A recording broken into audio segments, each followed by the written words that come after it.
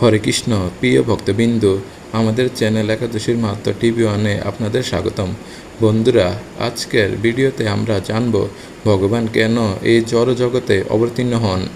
ভিডিওটি শুরু করার আগে একটি ছোট্ট অনুরোধ, যদি আপনি ভগবান রাধাকৃষ্ণ ও ধর্মীয় জ্ঞানমূলক ও ভক্তিমূলক বিষয়বস্তু পছন্দ করেন তাহলে চ্যানেলটি সাবস্ক্রাইব করুন। এই ধরনের ভিডিও তৈরি করতে আমাদের অনেক পরিশ্রম করতে হয়, তাই যদি ভিডিওটি আপনাদের ভালো লাগে তাহলে চ্যানেলটি সাবস্ক্রাইব করবেন। ভগবান এই জড় জগতে অবতীর্ণ হন সাধুদেরকে পরিত্রাণ করবার জন্য, দুষ্কৃতদের বিনাশ করবার জন্য এবং ধর্ম স্থাপন করবার জন্য।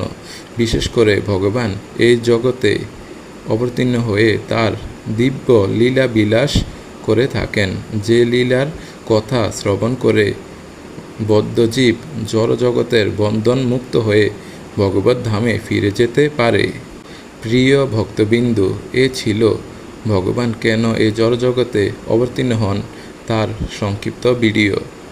আসুন আমরা শ্রীহরির নাম জপ করি এবং তার চরণে আত্মসমর্পণ করি।